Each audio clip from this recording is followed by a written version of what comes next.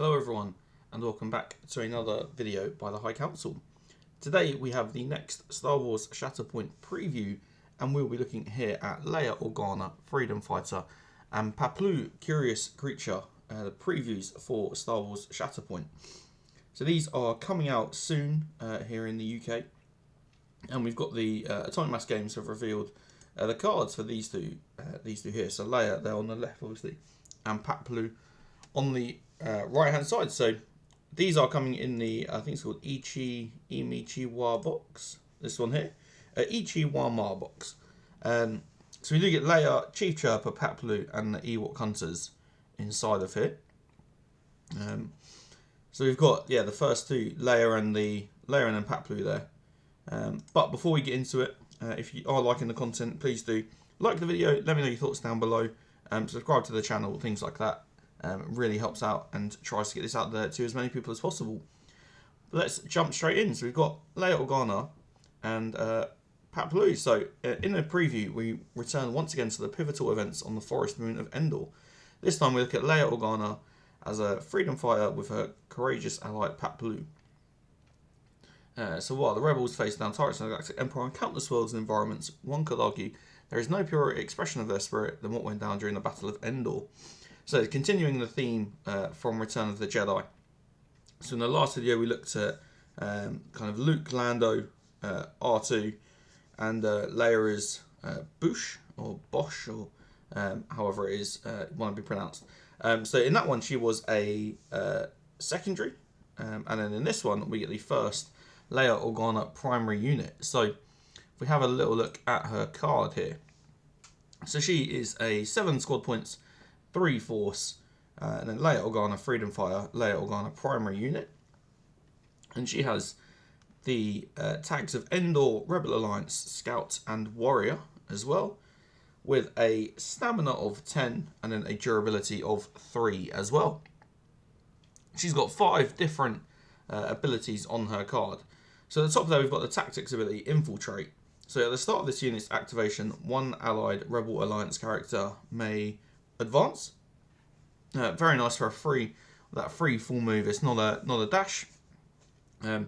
Really getting up. It will lead into some of the other bits that we see where a lot of movement is going to come out, which is very, very cool. We've then got the first of her active abilities there, Defensive Maneuver, which is going to cost 1 force, which is each character in this unit may dash. If any characters dash, this unit then gains a hunker. We've seen it before. It's generally on pretty much every clone, I believe, that's out currently. So nothing new there. And then we've got a next active ability, Explosive Charge, which this is going to cost 2 force, and is very cool. So choose an objective within range 3.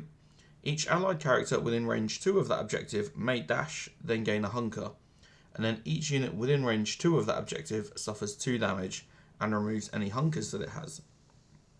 So this could be a really good way to do a couple of damage to a couple of different units or anything like that, or just that last damage to wound someone before you then kind of flip an objective or anything like that.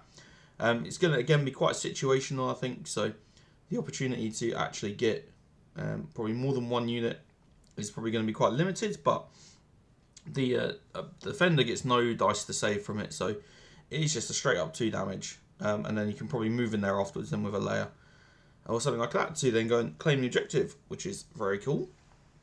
We've then got a reactive ability, so Coordinated Fire, Exposed. So we know what Coordinated Fire does. So when a character in another Rebel Alliance unit makes an attack as part of a combat action before dice are rolled, this unit may use the ability. If the targeted character is within range 5 of a character in this unit, the target unit gains the Exposed condition.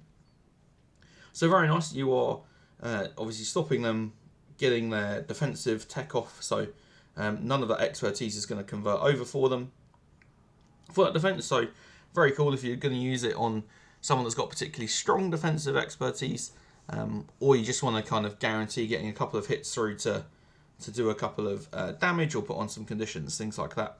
The exposed condition obviously really strong for that. And then finally we have her identity ability, so Unexpected Allies. So allied Rebel Alliance units have the Ewok tag, and allied Ewok units have the Rebel Alliance tag. So very nice. A very nice way of giving out some more tags. I think we'll see a lot of the Ewok characters that won't have the Rebel Alliance tag because they'll just have the Ewok tag. And we'll see as we get through this and look a bit more at Paploo. You then obviously add and hold things like coordinated fire, and all of a sudden all the Ewoks are Rebel Alliance as well, so coordinated fire will kick in for every Ewok. I think it can be very, very strong, and opens up a whole new world of options to the Ewoks, and probably also the Rebel Alliance as a team as well, and as a faction. So that is Leia. Explosive charge is very cool, I think you are really making the most out of coordinated fire on her, particularly with her giving out the exposed everywhere, and then also to give Ewok characters the Rebel Alliance tag as well. So let's see what it says about her on here. So, by the time of her arrival at Endor, Leia was already a veteran member of the Rebel Alliance. Their previous battles had taught her the value of guerrilla tactics, perfectly suited to take a leadership role alongside the Ewoks of Bright Tree Village.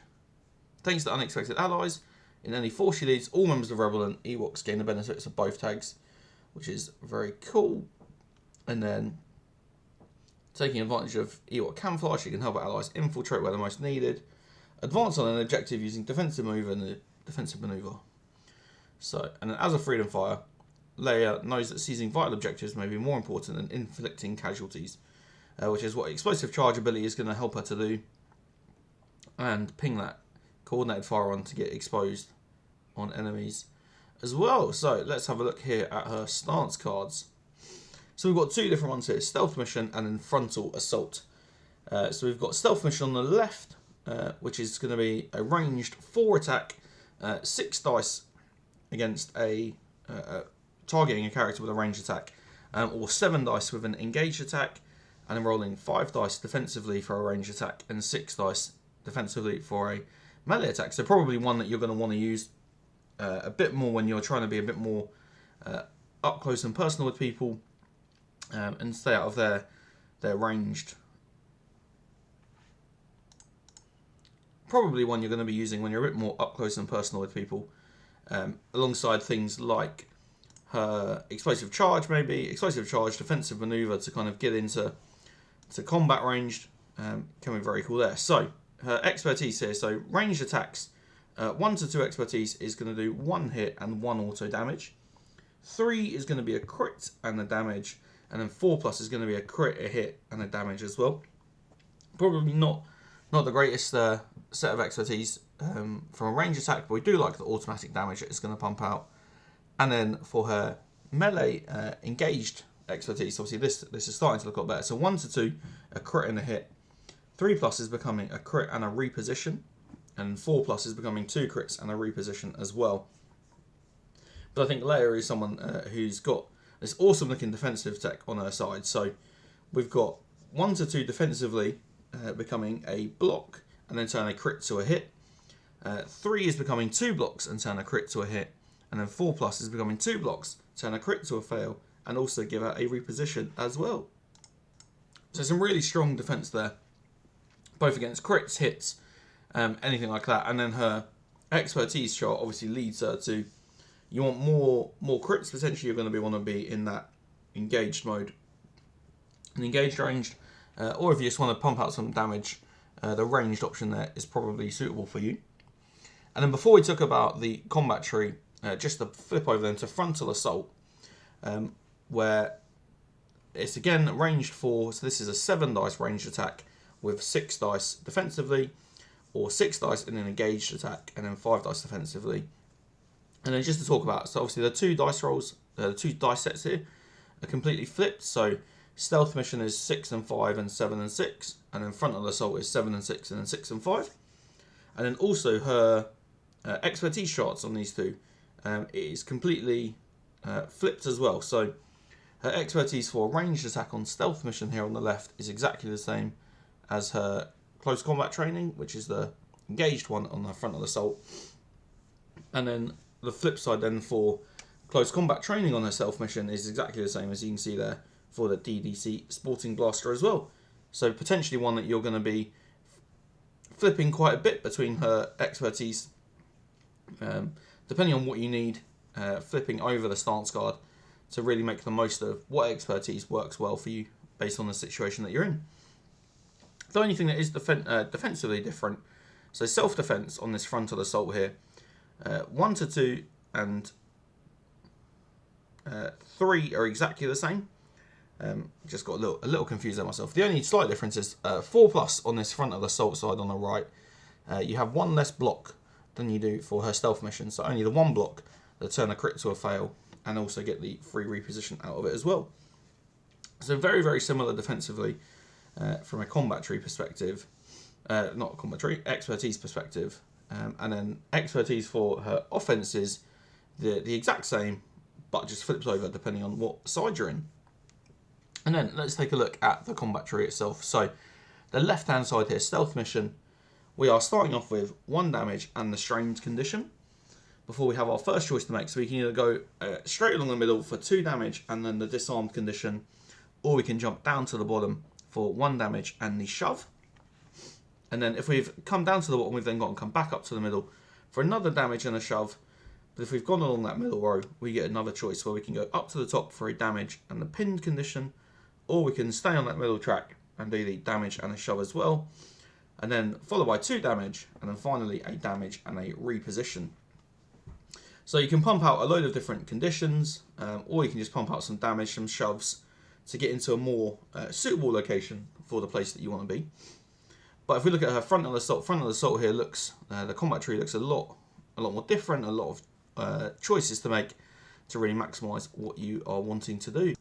So on this one, we are starting in the middle with 2 damage there before we make our first choice. We either go up to the top for another damage and the exposed condition, or we drop down to the bottom for a damage and the strained condition. And then from either of those two, we can go into the middle and hit the the shove and a damage. Or if we're along the top, we can just go pure damage for another 2. Or if we're along the bottom, we can stay along the bottom and go for the pinned and another damage before we then get another choice. So if we are along the top, we've got to stay along the top and hit another damage and a reposition. Or if along the bottom, we get to move across and have the free action ability to use an active ability. Or we're in the middle and we get the choice of either of those two. We either go along the top for the reposition and damage, or we come along the bottom for the free ability. Before we finish off with a total of 3 damage.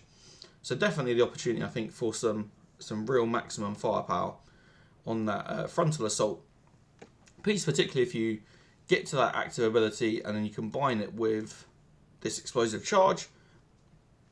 You're pumping out another couple of damage, or you can just get that defensive maneuver to get somewhere a little bit closer to where you want to be, maybe take an objective, or you think I've got enough damage to deal with wounding use, and my defensive expertise is going to give me a dash and a hunk and make myself a bit more defensive for the next couple of turns until I activate again.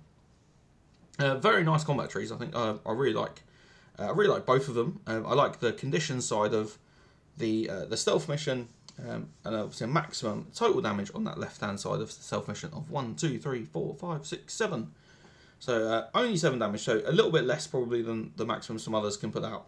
But you can also pump out a load of conditions alongside it.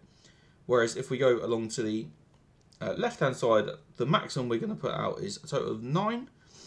So 2, 3, 4, 5, 6, 7, 8, 9. But we can potentially combine that with things like the explosive charge and make that an additional 2. Or technically an additional 1, because we'd lose out from this action here, we'd lose out from a couple. So yeah, it's a they're very nice. I think they're both very cool. Trying to get free actions off as much as possible is quite key to just really being beneficial to your force, and not spending your force kind of unnecessarily out of the blue. But that is everything for Leia. So let's see if it says anything differently down here.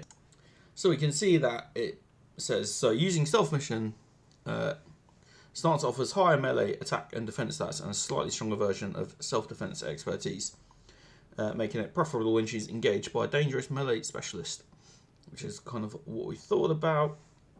Alternatively, Leia can rely on frontal assault to maximise range damage and defense stats and offer the highest damage output via its combat tree. which we also talked about. Maybe at Time Lapse Games are watching some of these and seeing what we talk about from a damage perspective. So, yeah, very cool. So, yeah, 2 different ones, probably for 2 different options for melee or for ranging, depending on whatever you want to do. But we then can talk about Paploo. So, Paploo is the first Ewok that we're seeing. So, let's have a look at him. So, he is a 4 points cost secondary unit, just Paploo. And he has the Endor, Ewok, and Scout tag with a stamina of 9 and a durability of 2. Very similar to what a lot of other secondaries have got. And then he has got 4 abilities, so 2 active, a reactive, and an innate as well. So the first one, this active ability, Feigned Retreat, is going to cost you 1 force, and it's choose another allied Ewok character within range 3 and an enemy character that the chosen character is engaged with. The chosen allied character may reposition away from the chosen enemy character and gain a hunker. Then the chosen enemy character gains exposed and may dash towards the chosen allied character. So a bit of that, sneaking up to someone, tapping them on the shoulder, running away, and seeing if they follow you, basically. So a couple of different bits to break down in here. So it's got to be an Ewok character within range 3 of Paploo, and an enemy character that the chosen character is then engaged with. The chosen character, so the allied character, may reposition away. So you get a reposition which you wouldn't normally get when you are, or you would get the full move which you wouldn't normally get when you're engaged with someone. So you can reposition away from the chosen enemy character and gains a hunker condition, a hunker token even. And then the chosen enemy character gains the exposed condition and may dash towards the chosen allied character. So they can kind of chase after you almost. But knowing that they do then get the exposed, which seems like a bit of a common theme if you add it with Leia and her coordinated fire. So yeah, very nice. It's basically a force to pop a hunker on one of your characters, allowing them to benefit for some cover, and then giving the exposed condition out to an enemy as well. And we've got the second ability, Stealthy Approach, also costing 1 force. So each character in this unit may dash. Then this unit may gain a hunker token or immediately make a focus action. So a little bit different from defensive maneuvers, where the character then gains a hunker. This one you're getting the option between getting the hunker token or immediately taking a focus action. So we've then got Fearless and Inventive, which is his first reactive ability that's also going to cost 1 force. And this is the similar ability to what Leia Organa has as Bouche, the character. So do go and check out that video if you haven't seen Leia Organa as Bouche from the Jabba's Palace scene of Return of the Jedi. But this says, when a character in this unit makes a melee action as part of a combat action, or a melee attack as part of a combat action, before dice are rolled, this unit may use this ability. Add 2 dice to the attack pool for each enemy character other than the target that is not wounded and engaged with 1 or more characters in this unit. So again, a little very, very situational. The chances are you're probably going to get 2 additional dice every now and again.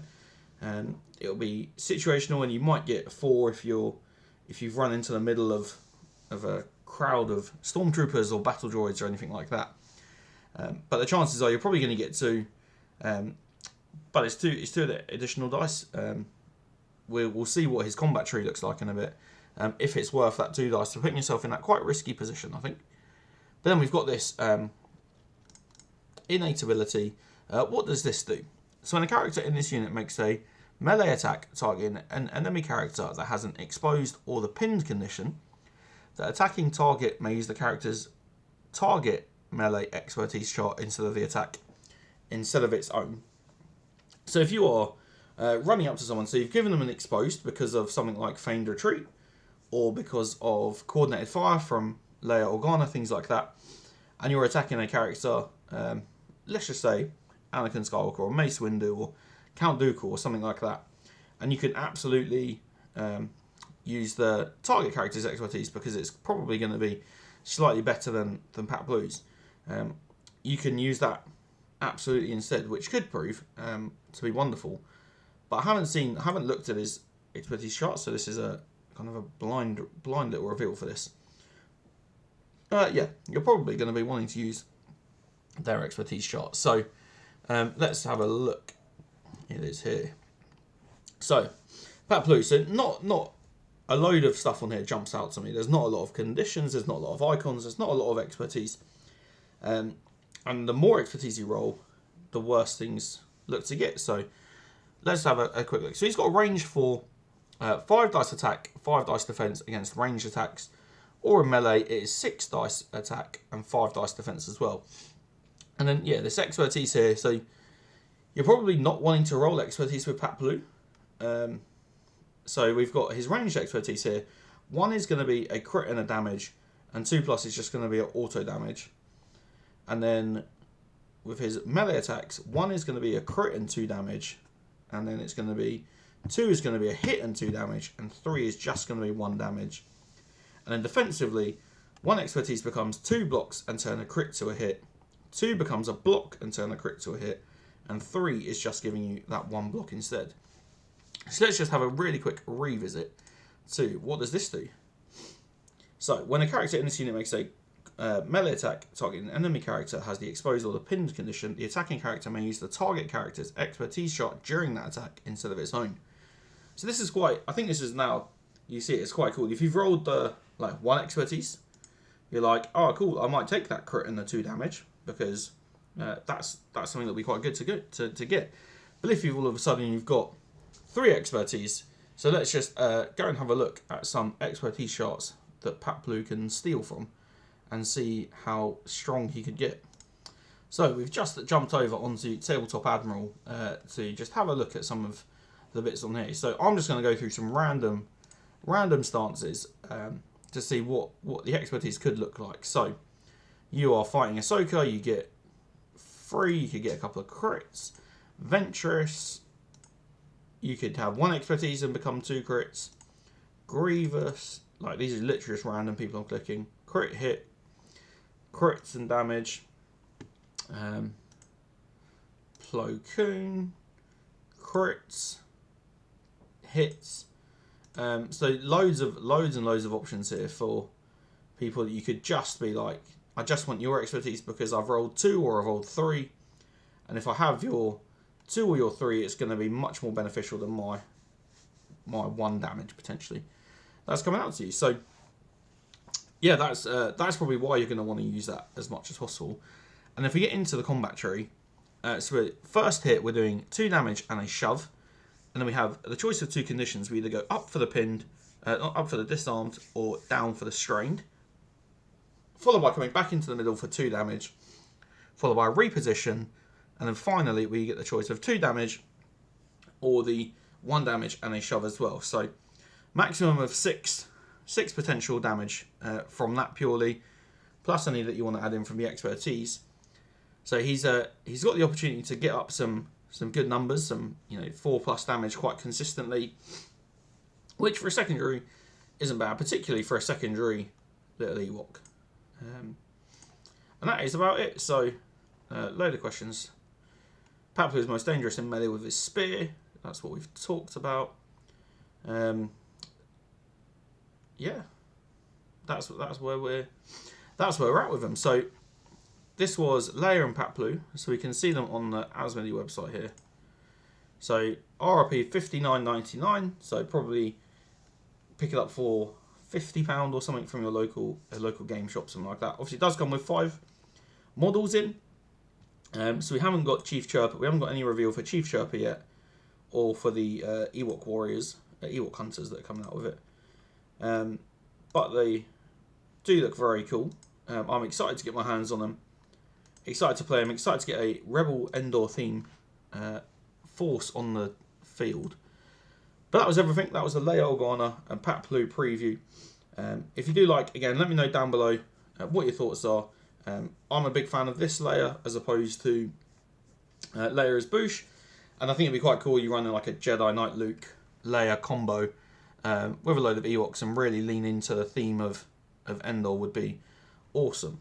Thank you very much for watching. If you're still around, you're a hero. Let me know down below what you think, and we'll see you in the next video.